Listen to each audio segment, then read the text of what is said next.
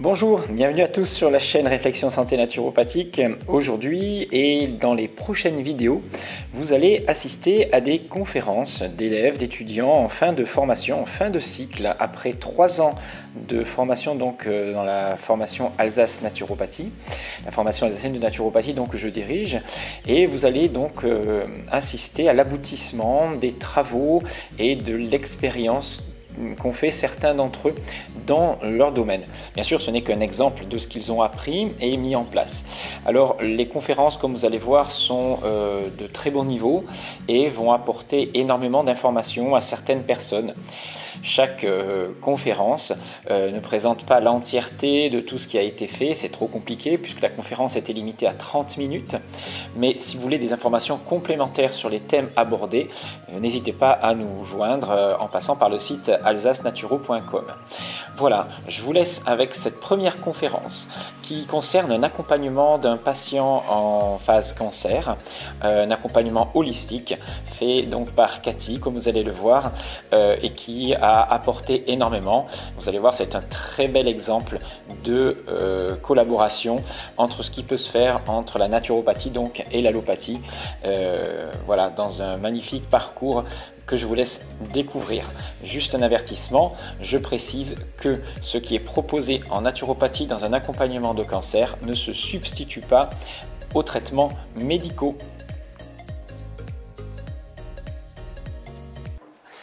Voilà, écoutez, bienvenue pour cette série de conférences de fin de cycle en naturopathie.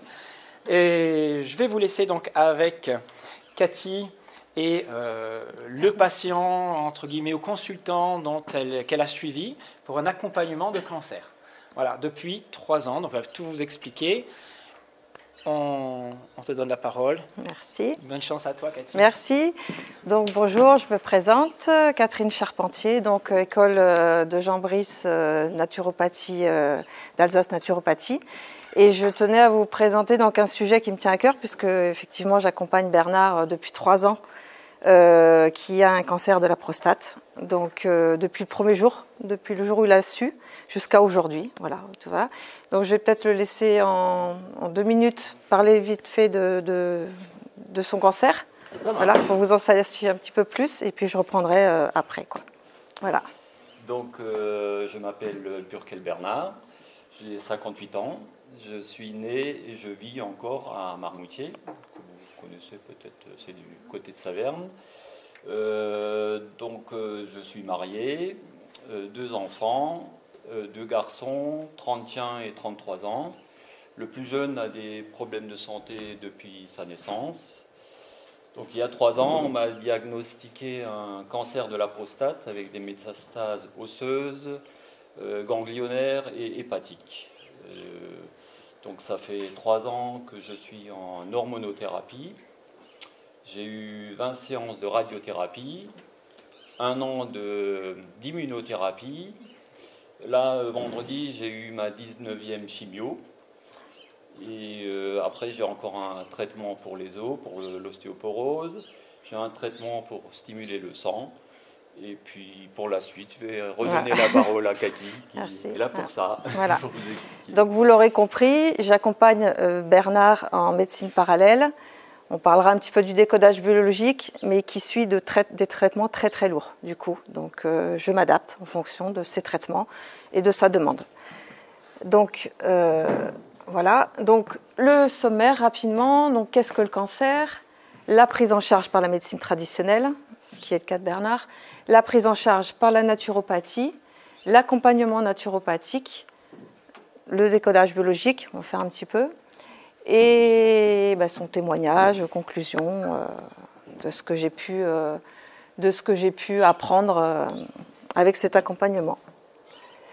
Alors déjà, qu'est-ce que le cancer? Donc le cancer se forme à l'intérieur de chaque cellule, c'est un dérèglement cellulaire en fait.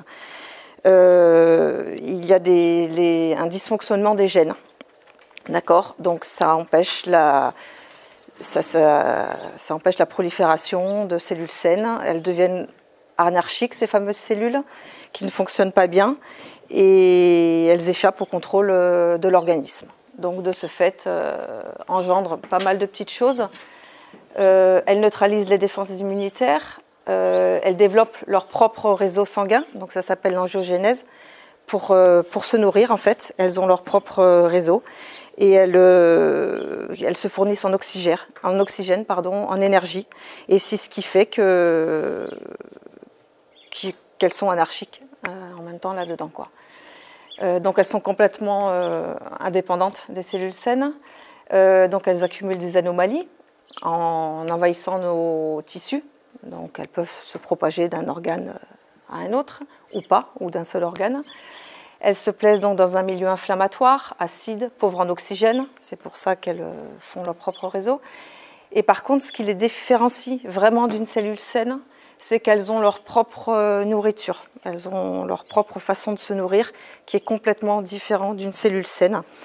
Elles ont besoin d'énergie comme n'importe quelle cellule, mais elles ne se nourrissent que de glucose et de glutamine. Voilà, contrairement aux cellules saines qui, elles, vont se nourrir de protéines, de lipides, de plein d'autres choses. Elles sont spécifiées grâce à ça. Voilà, elles se nourrissent que d'aliments très spécifiques, dont le sucre, qui est très important à leur développement. Donc la médecine traditionnelle, donc ça je pense que vous connaissez tous, chimiothérapie, radiothérapie, chirurgie, immunothérapie, hormonothérapie et des inhibiteurs de l'angiogénèse.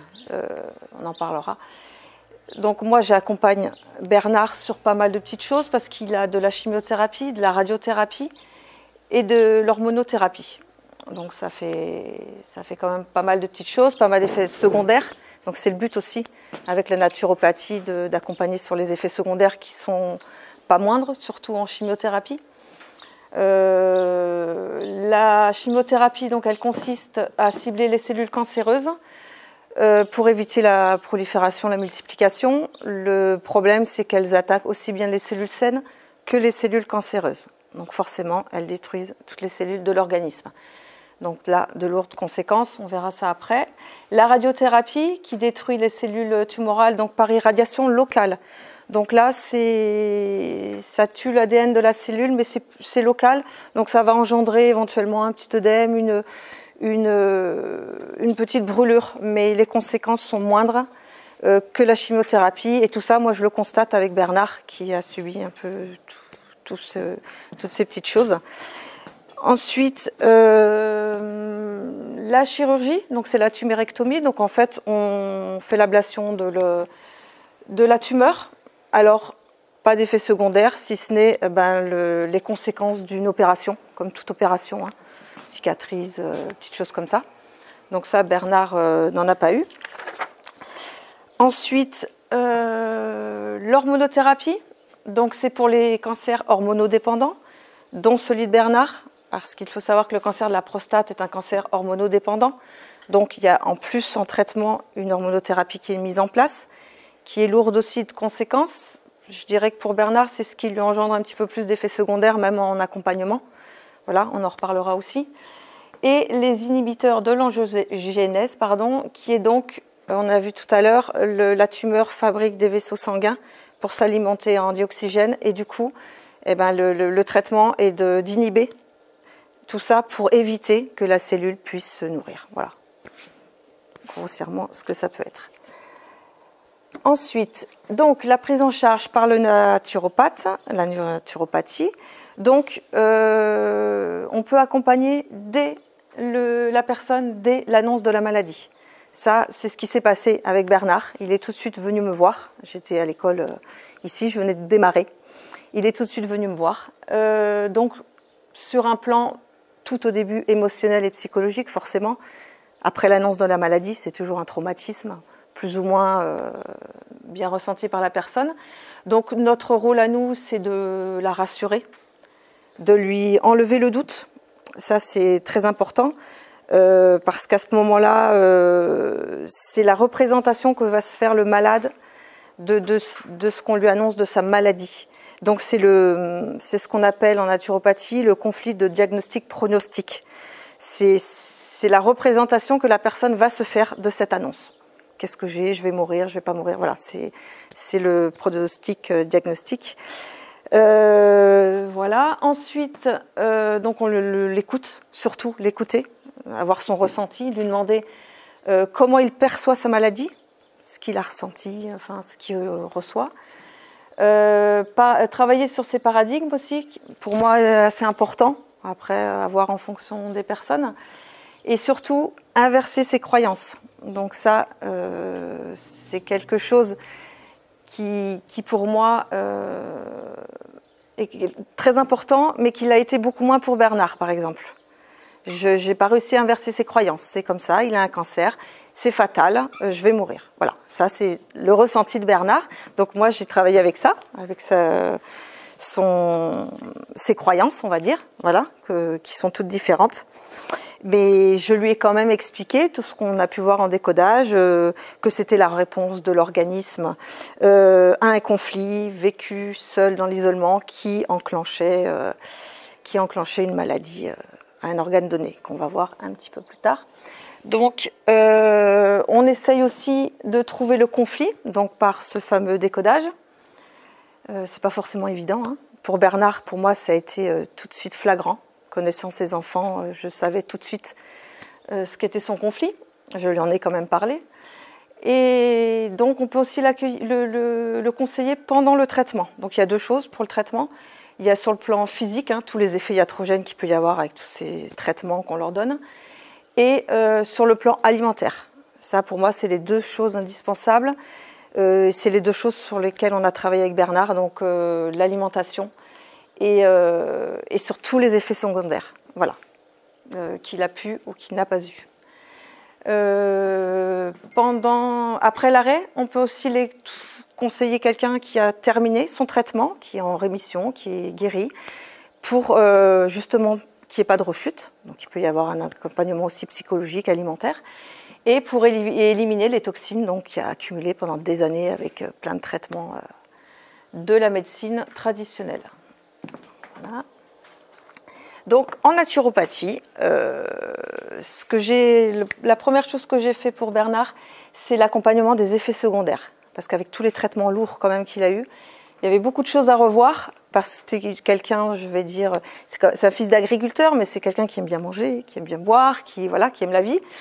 Et donc on a tout de suite mis en place. La première, j'ai pas parlé d'un régime tout de suite, je lui ai parlé d'élimination, de problèmes qu'il pouvait avoir par rapport à ses effets secondaires. Donc les troubles digestifs avec la chimiothérapie, ça ils sont énormes, hein, en nausées, vomissements, diarrhée, constipation, enfin il y a beaucoup d'effets secondaires. Donc on a tout de suite mis en place le jeûne. Bernard a jeûné tout de suite avant sa première chimiothérapie. Il a jeûné 48 heures avant, 48 heures après. Il était venu me demander conseil. On sortait du jeûne avec Jean Brice, donc je pouvais en parler. Il a écouté, il a regardé des vidéos, il m'a écouté. Et tout de suite, il a jeûné. Alors que c'est quelqu'un qui n'avait jamais jeûné, qui n'avait jamais fait d'efforts alimentaires, on va dire. Et ça a fonctionné tout de suite. C'est-à-dire qu'en jeûnant avant et après la chimiothérapie, il n'a pas eu un seul effet secondaire. Pas un. Donc il a eu plusieurs chimiothérapies. Donc 19, voilà, exactement. En 19 chimiothérapies lourdes, 0 effet secondaire. Hormis la perte des cheveux, qui là sont en train de repousser. Mais sinon, Bernard va faire sa chimio en moto, revient, s'occupe de son jardin, enfin, magique, quoi. Pour lui, c'était une révolution magique, ce jeûne. Et donc, des petites plantes, je lui donne, vu qu'il ressent aucun symptôme, je l'aide à soutenir ses émonctoires, surtout le foie, donc avec quelques petites plantes. Fatigue, anémie, on peut aider la personne. Donc pareil, Bernard n'a pas eu cette fatigue, ce qui est quand même énorme, mais on va prendre quelqu'un qui a de la fatigue, donc on peut l'aider avec des plantes, avec de la gelée royale, du pollen, du cassis. Par contre, la gelée royale est interdite pour les cancers hormonodépendants. Donc pour Bernard, interdiction de l'en donner. Donc il faut toujours faire attention avec les plantes ou les huiles essentielles qui peuvent aller pour un cancer, pas forcément un autre. Ça, j'ai appris aussi en bouquinant qu'il fallait faire très attention à ça. On ne donne pas n'importe quoi. Booster le système immunitaire aussi, qui chute aussi à cause de tous ces traitements. Travailler donc sur la flore intestinale, en donnant des probiotiques. Des champignons sont bien perçus aussi comme le shiitake, reishi, maitake. Ce sont des champignons recommandés pour ces traitements lourds. Vous voyez là ? Et alors, le traitement pour l'hormonothérapie, qui est aussi un traitement lourd que Bernard a eu, ce sont surtout les douleurs articulaires qui ressortent. Donc, pas évident à gérer quand on a mal, voilà. Donc, il y a quelques petites plantes aussi, des huiles essentielles, le cassis, la Gualtérie couchée, l'eucalyptus citronné, sophrologie, qui aident beaucoup aussi pour la détente. Pour Bernard, on va dire pour ces petites douleurs musculaires, il m'appelle toujours ou il m'écrit et je l'aide avec des huiles essentielles. Donc, je fais attention, des petites plantes. Mais ça reste vraiment bénin, ces symptômes. C'est-à-dire qu'il va me dire, j'ai un petit peu mal aux jambes ce matin, donc je vais essayer de lui trouver pour se masser un petit peu avec des huiles essentielles. Voilà. Ça reste, il passe quand même tous ces traitements bien, mais il faut savoir qu'il y a quand même des choses à faire en naturo pour accompagner tous ces symptômes. Donc, voilà. Donc, l'alimentation, chose très importante aussi. Le régime cétogène, je pense que tout le monde le connaît ici. Tout le monde l'a adopté, je pense. Donc, je l'ai adapté pour Bernard. On adapte en fonction aussi de la personne, de ses effets secondaires, de ce qu'il aime, de ce qu'il n'aime pas, de ce qu'il accepte aussi de manger. Et Bernard est passé au 100% cétogène, pareil, du jour au lendemain. Et pareil, révolution. Il n'y a pas de secret. Il a donc passé toutes ses chimios, ses radios, sans aucun symptôme. Tout va très bien. Il aime ça. Sa femme joue le jeu et lui concocte de très bons petits plats. Je suis témoin. Donc du coup, voilà, ça c'est un ensemble qui fait que il s'est adapté, hein, parce que avec quelqu'un qui lui cuisine des bons petits plats, il m'envoie des photos de ce qu'il mange, voilà. Et du coup, ça se passe très très bien. Accompagné aux jeunes, voilà, les deux choses magiques. Donc il y a quand même des éléments à éviter et même à, pour moi, enlever complètement. Mais on va rester sur éviter et limiter. Mais ces éléments-là, il faut savoir que Bernard les a complètement éliminés de son alimentation. Ce qui est mieux, je pense. Donc, à éviter et à limiter les aliments industriels transformés, ça, on est tous d'accord là-dessus, hein, qui sont bourrés de sucre, de choses comme ça. Les aliments à index glycémique élevé, tout ça passe face à la tumeur qui se nourrit que de sucre. Les farines, les pâtes blanches, le gluten, les boissons sucrées, les confiseries, les aliments riches en gras saturés, les protéines animales de type charcuterie, viande rouge. Alors ça, on peut toujours en prendre un petit peu, mais faire très attention que ce soit de la nourriture saine, qui vienne d'une ferme aux alentours, qui ne soit pas élevée aux antibiotiques.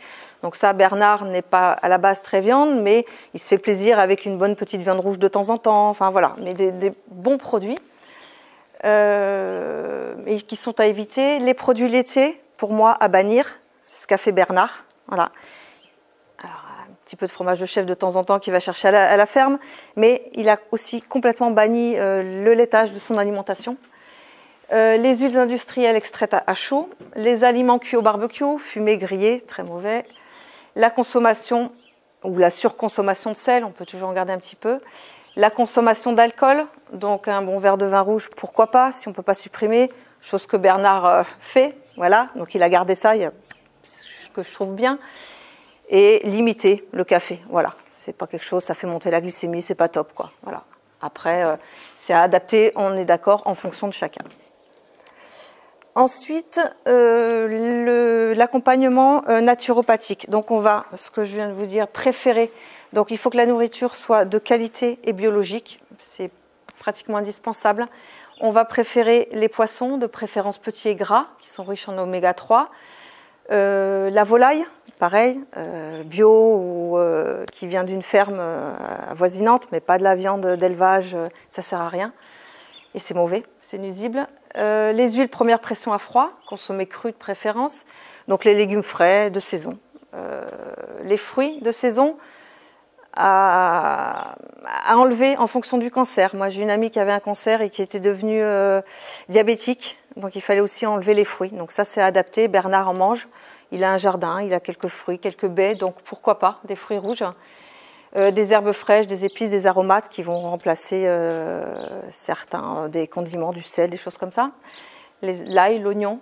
Boire 1,5 litre d'eau en moyenne, peu minéralisé. Et boire du thé vert antioxydant. Donc toutes ces petites choses, je les ai suggérées à Bernard et il le fait. Et ça marche très très bien. Il aime tout, ce qui est un positif et ce qui est un plus pour moi, pour l'aider, parce que tout ce que je lui suggère, il aime. Et il fait avec plaisir. Donc voilà, c'est toujours réconfortant. Ensuite, l'accompagnement, forcément par le sport, il n'y a pas de secret. Le sport, cancer ou pas cancer, il faut en faire pour moi. C'est mon point de vue, ça apporte tellement, il n'y a aucune contre-indication, même en cas de cancer, contrairement à ce qu'on peut croire. On peut faire tous les sports tant qu'on y arrive et tant qu'on aime le sport qu'on peut faire. Donc, concernant Bernard, qui n'est pas un sportif né, il marche beaucoup, il fait beaucoup de randonnées, beaucoup de choses comme ça. Donc, tout au début, on a mis un petit programme en place. Donc, au lieu de marcher une fois par semaine, ce qu'il faisait avec sa femme en randonnée, eh ben, il marche entre 3 et 5 fois par semaine, voire tous les jours, minimum une demi-heure. Voilà, on a fait ça sur plusieurs jours et je pense que c'est bien, surtout qu'il ne ressent pas du coup la fatigue, il a une nette réduction de la fatigue, même s'il n'en avait pas beaucoup. Meilleures conditions physiques, meilleure qualité de vie, augmentation de santé, augmentation du moral, etc. Donc, on est bien d'accord que Bernard, qui suit vraiment ce protocole, moi je le suis depuis 3 ans, je ne l'ai jamais vu à un moment où ça allait pas, où il était fatigué. Ça redonne vraiment un élan de vitalité, ce sport, moi je trouve. Et ça permet vraiment de se remettre en question et de se dire, mais est-ce que c'est ce cancer qui va m'atteindre? Est-ce que je vais mourir de ce cancer ou pas? Et moi je trouve que ça redonne le moral. Cancer ou pas cancer, mais pour Bernard, c'est le retour que j'ai eu.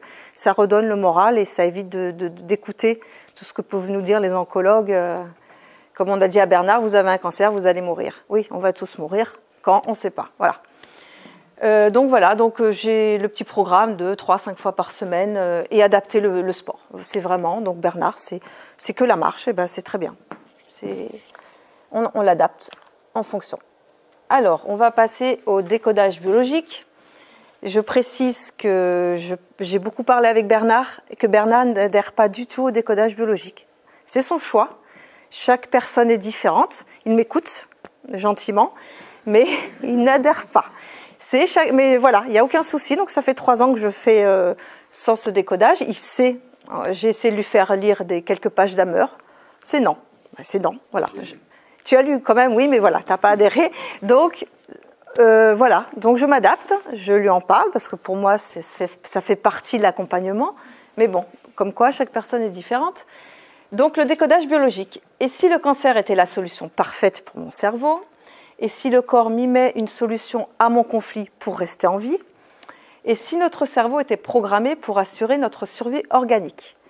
Donc, tout ça, je te l'ai dit. Tu vois, tu réfléchis encore quand je t'en parle. Donc, ça a été, en fait, les réponses sont oui à chaque question. Ça a été prouvé maintenant par pas mal de personnes, dont le docteur Hammer, qui a pu prouver dans 100% des cas, en fait, que c'était bien la survie, le message de survie que nous envoyait notre cerveau, qu'à chaque type de choc correspondait toujours la même zone du cerveau, et c'était toujours systématiquement en fonction du même organe. Donc après, on va voir en fonction du ressenti et des organes, parce que chaque organe, en fait, est par rapport à un ressenti, à comment je pourrais dire ça, à un type de choc. Cancer de la prostate, par exemple, ça va être tout le temps le même type de choc psychologique. Voilà, ça c'est prouvé aussi. Et le docteur Hammer le fait très bien, l'a prouvé dans 100% de ses cas, en visualisant des IRM de ses confrères, de personnes ayant des cancers. Voilà. Donc voilà, le cancer d'un organe résulte toujours du même type de choc émotionnel, un même organe, et donc toujours relié au même type émotionnel. Pour moi, c'est un acquis. J'ai pu le vérifier à chaque fois. Voilà. Et Bernard aussi a quand même pu le vérifier malgré ce qu'il pense. Donc voilà, j'ai fait un petit résumé vite fait pour ne pas prendre trop de temps. Donc en fait, ce qui se passe, c'est que nous avons un surstress, un conflit intense. Le cerveau va pouvoir gérer un stress, mais pas un surstress. Donc quand il y a surstress, qu'il n'y a pas de solution, il va nous envoyer un symptôme, une maladie, donc ce qui révèle bien qu'est-ce que ton conflit a à nous dire, qu'est-ce que ta maladie a à nous dire. Ça, je trouve que très important, voilà. Et pour Bernard, elle a beaucoup de choses à dire. Et en fait, donc, ça déclenche une maladie, un symptôme, un cancer ou autre, qui est la réponse biologique du corps. Donc voilà, pour le cancer, sur tous les organes peuvent être affectés, quoi. Ça, c'était un petit résumé. Donc, je vais quand même faire un petit décodage biologique sur la prostate, forcément, puisque j'ai lu plein de choses là-dessus pour aider Bernard au mieux. Donc, la prostate, elle joue un rôle essentiel dans la reproduction et dans l'activité sexuelle. Donc, il faut déjà savoir ça. Ça peut déjà nous orienter pour le type de conflit. Et à savoir que le liquide prostatique apporte une protection aux spermatozoïdes. Il les entraîne, il fait en sorte que les spermatozoïdes soient sains, en bonne santé, pour pouvoir procréer. Donc voilà le décodage de la prostate. Donc la prostate est en quelque sorte le producteur de celui qui va rénover la lignée. Et c'est tout à fait ce qui se passe pour Bernard, qui a 2 enfants, comme il vous l'a dit, dont le plus jeune qui a quelques petits problèmes. Pas de descendance, pas de petits-enfants, un fils aîné qui ne veut pas d'enfants, plein de petites choses comme ça. Alors, donc j'ai noté quand même quelques conflits qui sont nombreux, mais qui sont toujours en relation avec la sexualité et la descendance. Ça, on peut pas y échapper. Alors, les conflits, ça peut être une famille hors norme, ma lignée est menacée, je dois la protéger. Je me sens étranger au milieu des miens. Conflit du grand-père pour un de ses petits-enfants. Si on perd un enfant ou si notre enfant n'a pas d'enfant, ce qui pour moi se rapproche de Bernard. Solution pour compenser une rancœur des femmes de la famille vis-à-vis des hommes. Donc voilà, j'ai mis quelques petits conflits, il y en a plein. Après, il faut vraiment écouter, c'est vraiment adapté à la personne. Mais ça rejoint vraiment le conflit de Bernard. Il n'y a pas de secret, prostate, famille hors norme, pas de lignée, pas de descendance. J'ai peut-être mal fait mon travail, j'ai un enfant qui a des petits problèmes. Est-ce que la prostate a mal joué son rôle? Voilà. Il y a plein de petites choses qui font que, il le sait quand même, parce que je lui ai expliqué tout ça. Donc, même s'il n'adhère pas, il est, je pense, à l'écoute de ce genre de choses. Donc, je termine par Hippocrate, qui résume très bien la situation. Que ton aliment soit ta seule médecine. L'homme doit harmoniser le corps et l'esprit. La force est en chacun de nous. La force qui est en chacun de nous est notre plus grand médecin.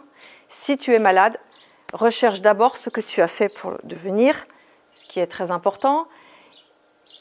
Il y aurait beaucoup de choses à dire là-dessus. Maintenant, il fallait, avec un temps imparti, synthétiser tout, ce qui n'a pas été évident. J'avais beaucoup de choses à dire, surtout sur le décodage.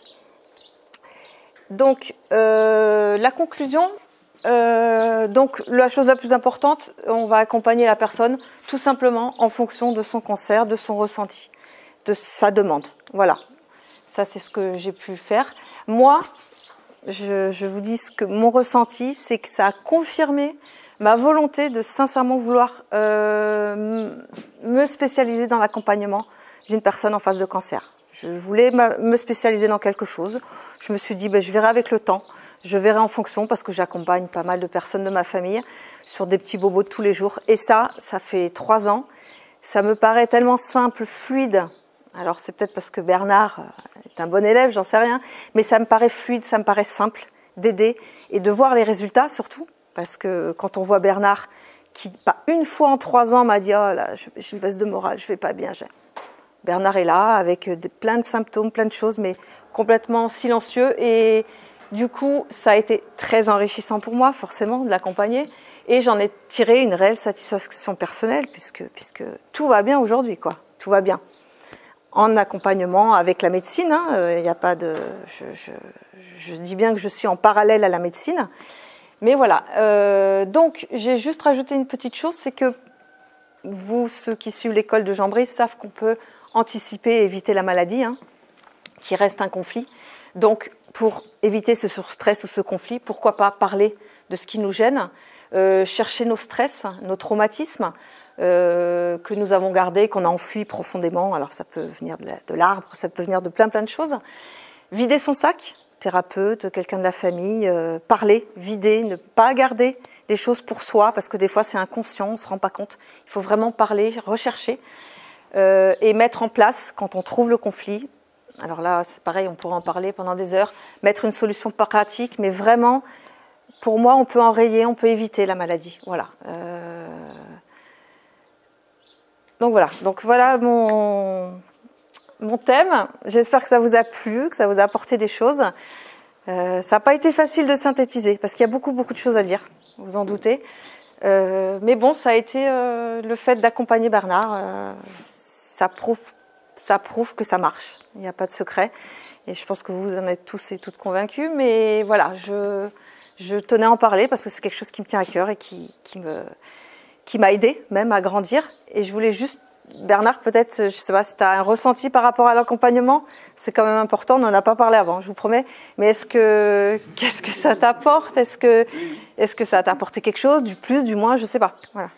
Donc déjà, la citation d'Hippocrate, elle est oui, accrochée en face du livre. Ouais, je lui ai imprimé, je lui ai encadré. Et la première fois qu'il m'a annoncé son cancer, je lui ai dit, écoute, tu mettras ça chez toi. Et tous les matins, il me dit, quand je me lève, je la lis. Il y en a une deuxième. Voilà, j'en ai fait une deuxième. Ah, tu l'as prise ? Ah non.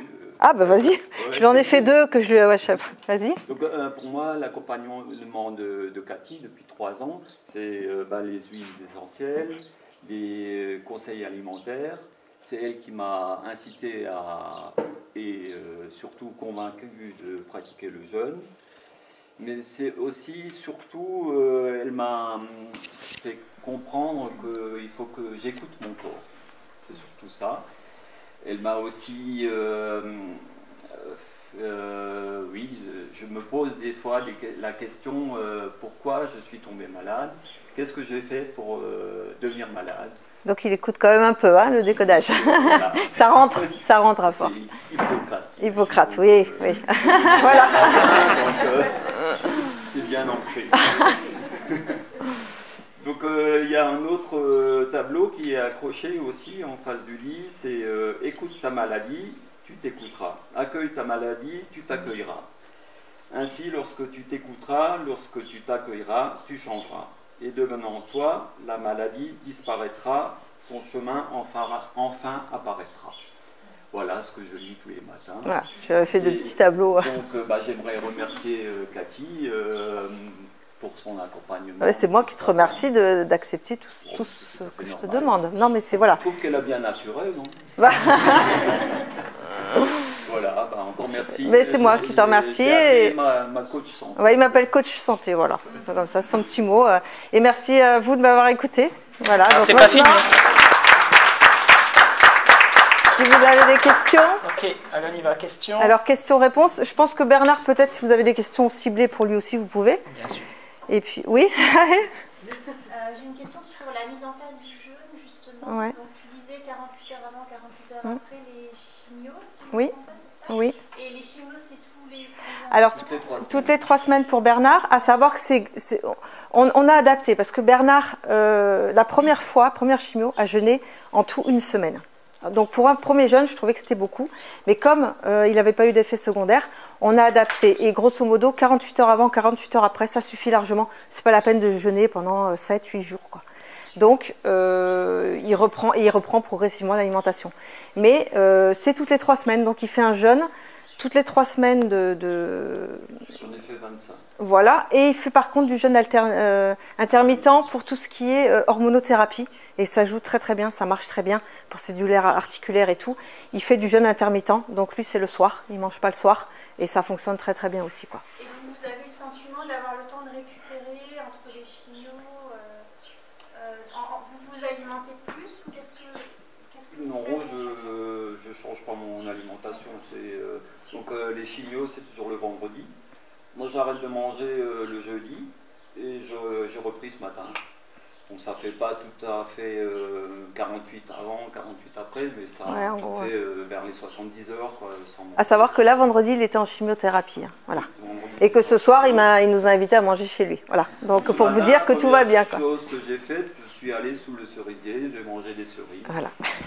C'est pas toujours la meilleure des choses à faire, mais je suis fils et petit-fils d'agriculteurs, donc moi les cerises, je peux pas résister, surtout sur l'arbre. Et après,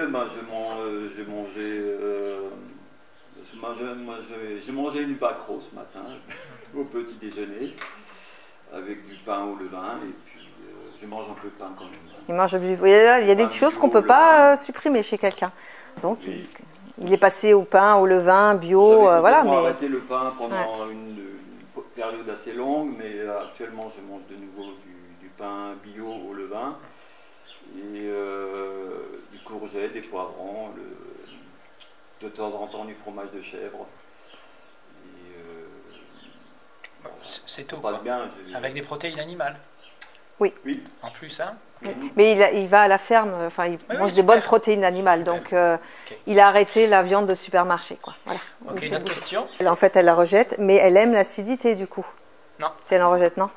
Alors ça, c'est ce qu'on croit. Ah. Donc je l'ai mis dans la dernière vidéo. Hein. Si vous avez écouté la dernière vidéo, je le réexplique ça sur ma chaîne. Donc comment vous l'expliqueriez en fait? Pourquoi déjà elle rejette de l'acidité, la cellule cancéreuse? C'est ça. Elle utilise donc le glucose en milieu anaérobie, c'est-à-dire qu'il n'y a pas d'oxygène en fait. Donc elle ne crée pas son région d'angiogénèse pour capter l'oxygène. Hein. C'est le corps qui le fait, mais ça, en médecine, c'est Non, la c'est pas ça que je cellule. veux dire. Non, non, Ah. non. C'est juste qu'elle fait son réseau d'angiogénèse pour pouvoir capter des nutriments Oui. et Oui. rejeter des déchets, comme Oui. toutes les cellules. Oui. C'est pas pour capter l'oxygène puisqu'elle n'en a pas vraiment besoin. Parce qu'elle utilise le glucose en milieu anaérobie, sans oxygène. Ce qui fait qu'elle rejette de l'acide pyruvique, voilà, lactique. Et c'est ce qui fait qu'elle baigne dans ce milieu-là. Mais elle n'aime pas ce milieu. La preuve, c'est qu'elle crée justement ce réseau d'angiogénèse pour l'éliminer régulièrement. Parce qu'elle ne peut pas se développer en milieu acide, en fait. Et la preuve, c'est qu'au départ, cette cellule, elle n'existait pas. Ce cancer, Oui, il n'existait pas. oui. Or, tout le milieu cellulaire, le milieu intracellulaire, extracellulaire, il est toujours à 7,4. On ne peut pas le changer, ça, c'est pas possible. Et elle est comme toutes les autres cellules, elle ne peut se développer que dans un milieu comme les autres cellules. Ok? Et ce n'est qu'après qu'il y a un peu d'acidité autour. L'acidité, d'ailleurs, à 1 cm de la Oui, cellule, reste elle autour. n'existe plus. À 2 cm, elle n'existe plus. Donc, ce n'est pas votre milieu qui est acide. C'est la cellule qui crée et ensuite qui L'acidité, l'élimine. voilà. Donc, c'est juste son métabolisme. Donc, il faut arrêter avec cette croyance que le cancer se développe en milieu acidifiant. Acide, pardon.